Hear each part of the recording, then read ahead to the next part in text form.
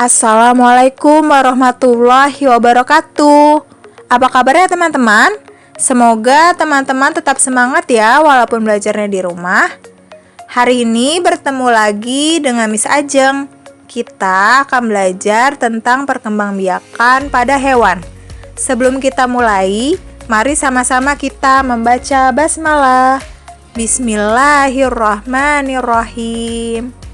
Perkembangbiakan. Perkembangbiakan itu apa ya? Nah, di sini ada perkembangbiakan secara generatif, yaitu ovipar, vivipar, dan ovovivipar. Setiap makhluk hidup berkembang biak untuk melestarikan jenisnya. Berkembang biak berarti bertambah banyak. Hewan berkembang biak secara generatif dan vegetatif. Nah, di sini sudah ada yang vivipar atau melahirkan, berciri berdaun telinga, memiliki kelenjar susu, dan badannya berbulu. Untuk yang ovipar atau bertelur, memiliki ciri mengangrami telurnya dan tidak memiliki daun telinga. Sedangkan untuk yang ovovivipar atau bertelur melahirkan, biasanya termasuk ke dalam golongan hewan reptil. Perkembangbiakan hewan secara ovipar atau bertelur. Nah, secara ovipar ini bisa terjadi di dalam tubuh maupun di luar tubuh. Pembuahan terjadi di dalam sel telur.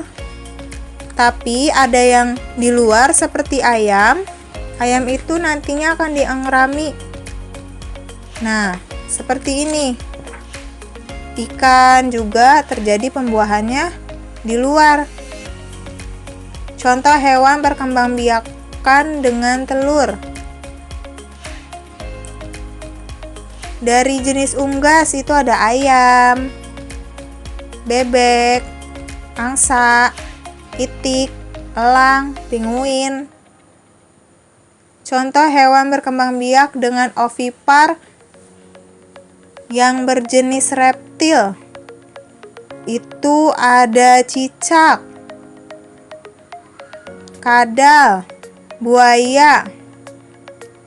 Jenis serangga itu ada nyamuk, lalat, capung, belalang, semut. Hewan yang hidup di air ada ikan, penyu, dan udang.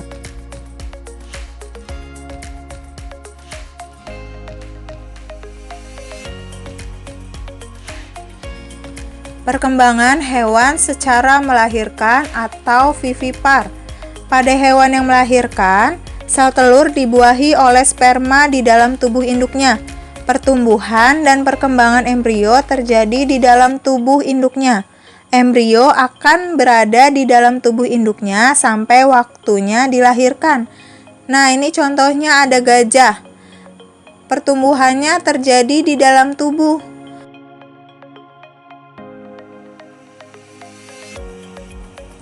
Contoh hewan berkembang biak dengan melahirkan atau vivipar, yaitu ada tikus, kucing, sapi, kuda, kambing, kelinci, kelelawar, beruang, orangutan, kanguru, koala. Hewan yang hidup di air ada lumba-lumba, hiu, singa laut. Perkembangan hewan secara ovovivipar atau bertelur dan melahirkan. Pada hewan ini, setelah terjadi pembuahan, telur terus berkembang di dalam tubuh induknya. Makanan yang dibutuhkan embrio tidak berasal dari induknya, akan tetapi makanan berasal dari cadangan makanan yang terdapat di dalam telur.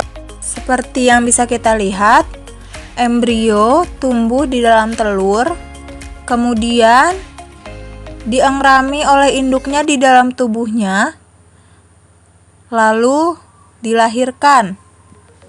Nah, contoh hewan berkembang biak dengan ovovivipar ada hiu, kuda laut, platypus. Cukup sekian pertemuan kita hari ini.